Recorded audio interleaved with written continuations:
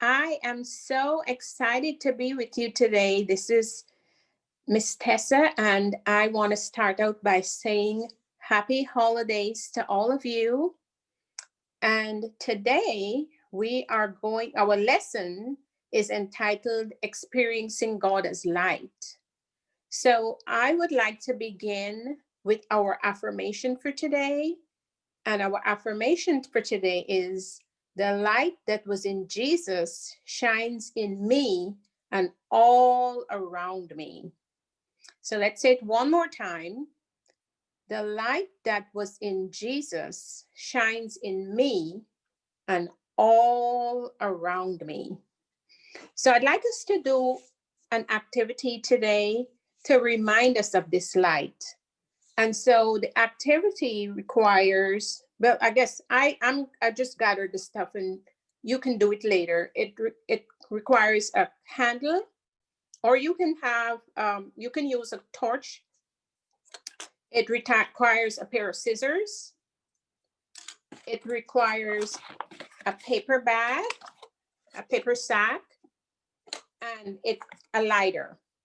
And so this exercise, you will need to have adult supervision. So your mom or dad or grandma, whichever adult is around can help you. And so as we remember that we are shining our light, this experiment helps us with that. This experiment helps us, or project helps us with that. So I will light my candle. And as I light the candle, I'd like you to think of this as our source. This is our source. This is our God source. And then we put it here and in the bag, and oops. And you can see it glows. Well, let's see. Is it glowing?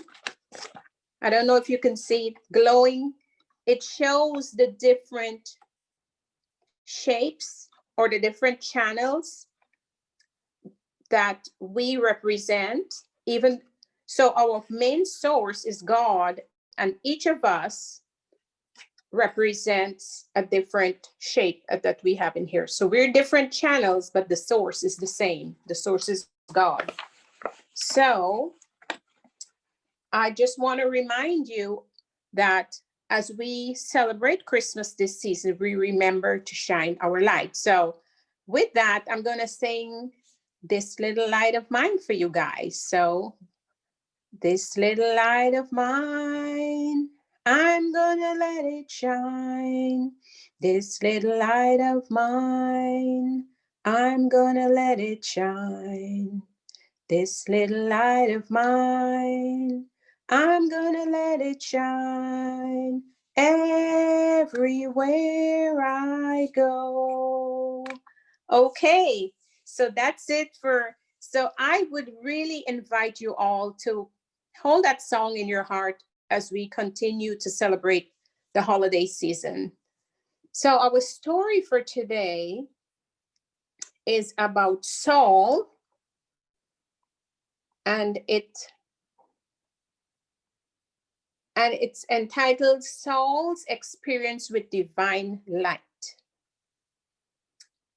So when Jesus came into the world and told people that loving God and loving one another was more important than anything else they could do, many people were confused. They spent long hours studying the rules and rituals that were important so they would worship God the right way. The right way being the way the priest had told them. The rules had been part of their lives for generations and affected how they ate, how they dressed, how they worked, how they played, how they married, and how they prayed.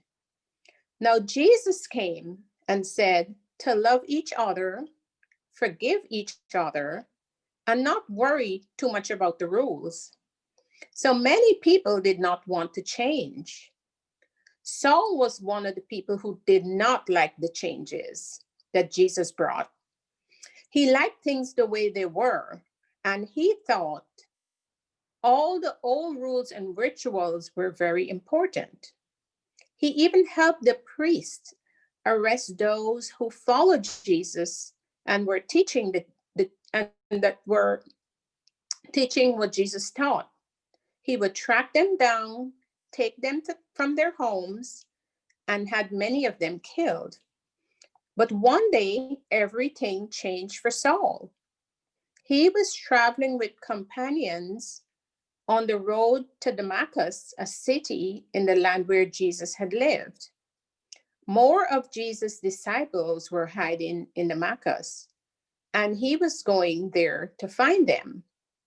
It had been a normal day with stops to water the pack animals. The warmth of the sun was shining high above as they considered stopping for a midday meal.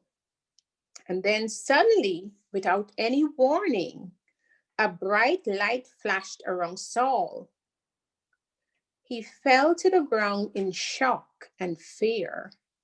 The light was unlike the light of the sun. It was brighter than many suns, and yet it did not burn his skin. It was all around him, but it did not come from any particular place. It did not have form, but the light spoke to him. Saul, Saul, why are you persecuting me? The voice from the light said. Saul trembled, but he asked, who are you? And the voice in the light answered Saul, saying, I am Jesus, whom you are persecuting. Rise up and go to the city, and you will be told what to do. When the light was gone, Saul discovered he could not see. He was not injured and he felt no pain, but his eyes were completely blind. His companions had heard the voice as well, but they had seen no one. They helped Saul as he continued their journey into the city. For 3 days, Saul waited in the city. He pondered about what had happened, and he waited for a message that would tell him what to do. Saul had no idea what had happened, what would happen next, but he did know that he felt different. The light had changed him. Somehow, the light that said it was Jesus had been all around Saul and within him as well. It felt like that light had been shining in him in every part of his being, in his body, in his heart, in his mind, and in his soul. And there was another amazing thing. Jesus had lived and died before Saul was born. And yet, Saul now felt like he had really met Jesus. He could hardly believe it himself, but Saul no longer wanted to persecute Jesus or hurt anyone who followed Jesus. For 3 days, Saul thought about the things, prayed, and sat in silence. His friends could not get him to eat or drink or tell them what he was thinking. After 3 days, Saul had a special visitor. The visitor was Ananias, a disciple of Jesus. He had heard about Saul helping the priests and arresting many of the disciples. He didn't want to be anywhere near Saul, but Jesus had appeared to him in a vision and asked that he be the one to help Saul. So he went and he found him. Brother Saul, the Lord Jesus, who appeared to you on the road of Damascus, has sent me to you. He kindly explained to the blind man. Immediately, Saul felt his vision clear.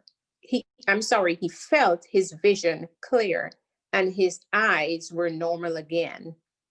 He looked at Ananias with gratitude and wonder. Saul knew his eyes were back to normal, but he was not the same man he had once been. For the rest of Saul's life, he told people about Jesus and his experience with divine light. He traveled far and wide and worked hard to help all of Jesus' disciples. He became known throughout the land as Paul and as an outspoken champion for Christ's teachings. He was now hated by the priests and spent years in prison for his beliefs, but he never went back to his old ways. He never forgot the light that was in Jesus. And so I would like to invite you to share a visualization with me that is similar to the light that Saul felt within his heart. So what we can do is we can take our candle, and if we look at the light, we can look at the light here in at the candle, and we can visualize the light in our heart and in our mind, and we can visualize the candle, the light, lighting up our entire body and in our entire building, going out and lighting up the entire city of Austin, the country of the United States, and the entire world. And so and we keep this light, as we keep this light shining, this light shines throughout the world. And as we celebrate Christmas, we remember that Jesus came to bring this light to save us and to save everyone in the world. So I want to share with you my nativity scene celebrating the birth of Jesus.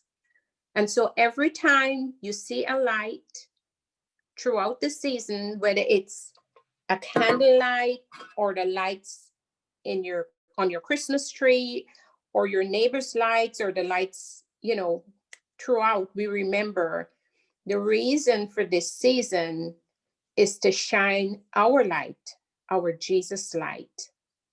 So in closing, I would like us to repeat our affirmation one more time. The light that was in Jesus shines in me and all around me. Merry Christmas. I love you, and do take care. Happy New Year also. Thank you.